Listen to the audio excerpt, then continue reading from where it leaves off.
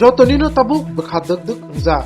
Bo hapang go phaino bo hapang kaplai no. Haksa phasing India hapang tak haksa phasing India jo. Obno tuino exit pool horokhena ongfuri tongkha.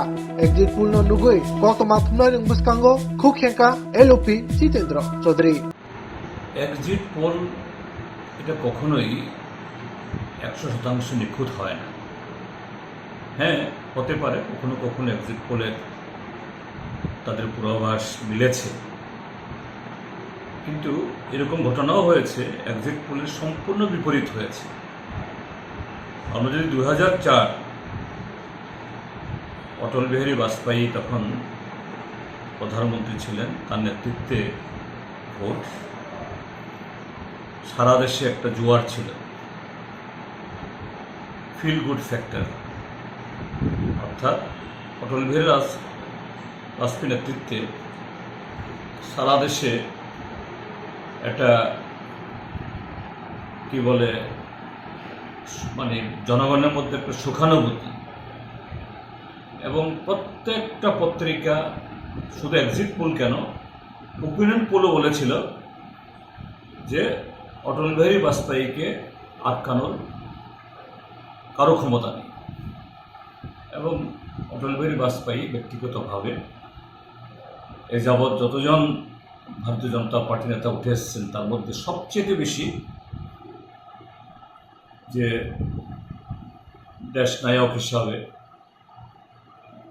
জাতীয় নেতা হিসাবে শুধু বিজেপির ভেতরে না, তার বাইরেও তার গ্রহণযোগ্যতা ছিল।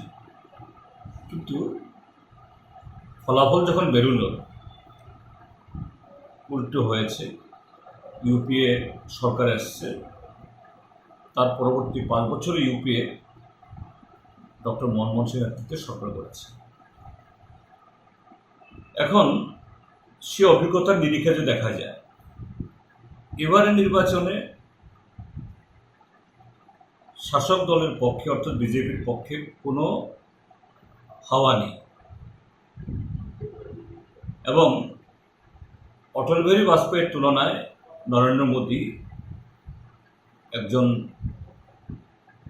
প্রধানমন্ত্রী হিসাবে, রাজনৈতিক নেতা হিসাবে সেরকম গ্রহণযোগ্যতাও নেই, বরঞ্চ এবারে নির্বাচনে বহু বিতর্ক এই নরেন্দ্র মোদীকে কেন্দ্র করে হয়েছে। তারপর বিজেপি শুরুতে অর্থাৎ নির্বাচন ঘোষণা করার আগেই রাম মন্দির নিয়ে একটা জিগির তুলতে চেষ্টা করেছিল, কিন্তু এটা উল্কার মতো, রাম মন্দিরের উন্মাদনা যেমন উঠে তেমনি উল্কার মতো এটা নিভেও যায়। রামের প্রতিপত্তি আলাদা, এটা আলাদা জিনিস। অর্থাৎ বিজেপি এটাকে তাদের নির্বাচনী ফায়দা লোটার জন্য চেষ্টা করেছে, এটা হয়নি। তারপর তারা স্লোগান তুলল, আপ কি বার 400 পার, বিজেপি একাই 370, এবং মোদি গ্যারান্টি। কিন্তু এই নির্বাচনী পর্ব যত এগিয়েছে, first phase, second phase, third phase, fourth phase, বিজেপির এই যে প্রচারের ফানুস সেগুলো ফেটে যায়। গত 10 বছর নরেন্দ্র মোদীর সাফল্য, গীত ইত্যাদি, এগুলো কোথাও সুর কেটে যায়। সেখানে বিরোধী ইন্ডিয়া জোটের নেতৃত্বে বরঞ্চ জনগণেরই শুনি যে কর্মসংস্থান, কৃষিতে সংকট, মুদ্রাস্ফীতি, দ্রব্যমূল্য বৃদ্ধি, এগুলো আসে, এবং বিরোধীরা প্রচারের একটা ট্রেন্ড তারা সেট করে, এবং এর উপরে আলোচনা হয়, এবং মোদিকে তার 10 বছরের অ্যাচিভমেন্ট, সাফল্যের কথা না বলে বরঞ্চ বিরোধীদের যে ইস্যু তোলা, এখানে খণ্ডন করতে গিয়ে তিনি মুসলমান, মুঘল, মঙ্গলসূত্র, ওই ইয়েতে কি বলে এই গরু নিয়ে যাবে, মোষ নিয়ে যাবে,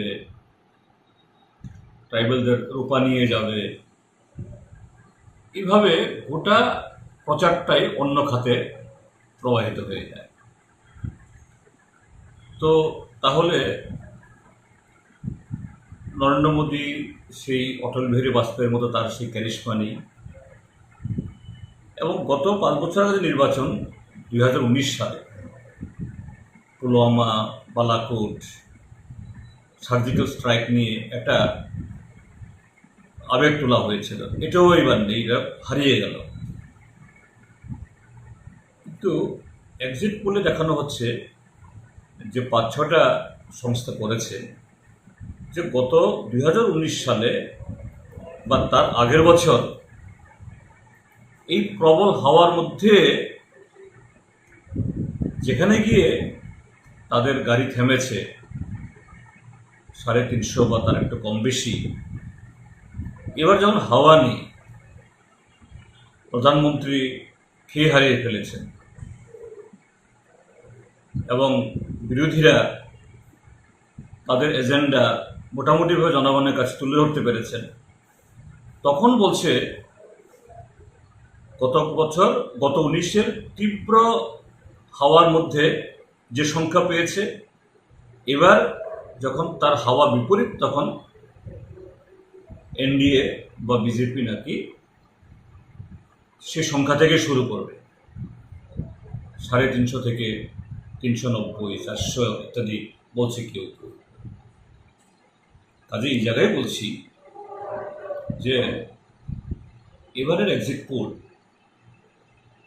এটার উপর আস্থা রাখা বা এক্সিট পোল অতীতে এরকম কখনো কখনো সঠিকভাবে বেরিয়েছে কারো কারো, কিন্তু এবার সেরকম সঠিকভাবে তার ফলাফল মিলবে এটা আশা করা খুব কঠিন। ইংরেজিতে যাকে বলা হয় যেন একটা এক্সাজারেশন, একটা গুজামি কোথাও। কালকে আমিও শুনছিলাম যারা এই নিষ্ক্রমণ দিচ্ছিলেন, পূর্বাভাস দিচ্ছিলেন, কেন কি কারণে এইভাবে মোদির প্রতি আবার মানুষ আস্থা দেখাচ্ছে, যদিও দেখা যায়নি, তার কোনো ব্যাখ্যা নেই। একটা নিপাতনের সিদ্ধ না, মোদ পাবেই। তো কোথাও একটা তার গণ্ডগোল আছে বলে মনে হচ্ছে। আজ এই কারণে বলছি, আবার আমি এটাও বলছি না যে বিরোধীরা একেবারে তত্তরিয়ে মানে সেই সংখ্যায় পেয়ে যাবে যেটা দেখানো হয়েছে বিজেপির এনডিএর সংখ্যা, এটাও বলছি না।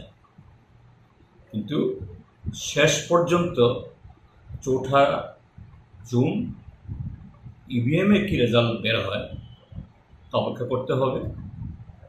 এবং আনন্দে আত্মহারা হওয়ার যেমন কিছু নেই, আবার কোনো পক্ষে নিরাশ হওয়ার কিছু নেই। তো বাক্সবন্দি আছে মানুষের রায়, শেষ মুহূর্ত রক্ষা করতে হবে। এবং এবারের এই নির্বাচনের ফলাফল যে সত্যিকারে কীরকম বেরোয়, এটা আমাদের এই নির্বাচনে একটা নতুন ইতিহাস একটা তৈরি করবে, আমি এটা আশা করি। এবং ইতিহাস এই যে অ্যান্টি ইনকামবেন্সি, প্রতিষ্ঠান বিরোধী সরকারের যে ব্যর্থতা, তার ছাপ সেখানে পড়বে, এটা এখনও আমি শুভে মনে করছি।